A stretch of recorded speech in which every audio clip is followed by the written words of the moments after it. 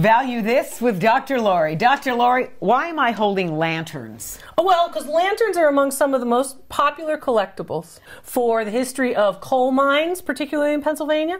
And it's amazing. You know, our hostess has been so lovely and wonderful to let us come into her home and here in Bucks County and to be able to look at all the wonderful collectibles she has. So when I saw the lanterns, I said, we got to talk lanterns. What are they even used for, really? And what would fuel them? What would give them light? Okay, so this is portable light. Okay, so this is portable light in the middle part of the 19th century until about the middle part of the 20th century. So what you've got here is a fuel source. So, and then you have a wick, and then you light the wick, and then the fuel source, the oil, basically burns. And that's how they work. So the color of these, this is a typical Dietz lantern. And the whole thing about lanterns generally is let's make sure that you have all of the original parts.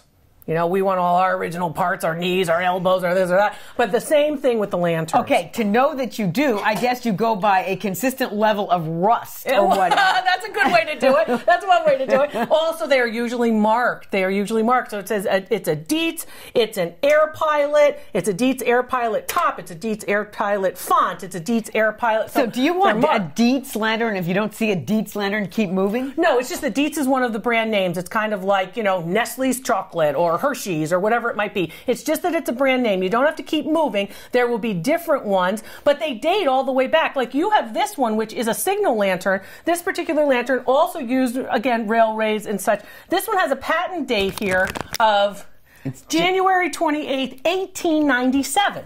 Okay, so that's the patent date. Right, that's not the date it was made. Right, this could have been made 40 years later. You bet, on the same patent. That's okay. Right. Using the same guidelines, the same... How does that change the value since it's probably not the first one that went off the assembly line and it could be 20 years newer than the first one probably wouldn't have a patent date on it, right? Because the patent would be applied for. Okay. So they're usually earlier if they say patent applied for. So there's a trick for you, right? This one to me does not look like it's in great shape. That's right. And so is this worth anything? It's not worth as much as this one, which is in great shape, even though they're two different types. So that one's worth about $150. Wow. And this one's worth about $300. Wow. Yeah. And this one from England. Now that one from England is different, and this one would actually has a hook on the back, so it would be attached to the wall, right? You notice how it's nice and straight there. So that would actually sit on a wall, and you could walk around, so it could be portable as well as stationary. Value on this one is probably about $200 too. Okay, now what would the fuel source be here? Because it's got all these holes in the bottom. Okay, so the same type of thing. You're still going to have that lantern. See, you have to have a situation where you can have the fuel source, which could be attached at the bottom.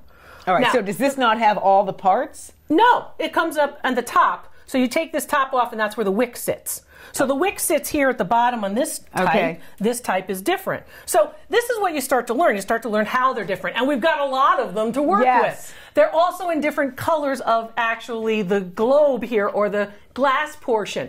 There's green, there's red. We all know what green and red means when we're talking about that could be an early stop sign. I mean, what is that thing? Exactly. That thing is basically a signal lantern. So it would tell one train to go and one train to stop.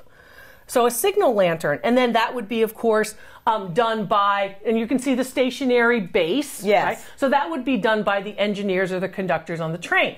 This one could be utilized in a barn too, but mainly these are used on railroads. Okay. And then the colors mean something. The colors go along with what we're trying to have something take place.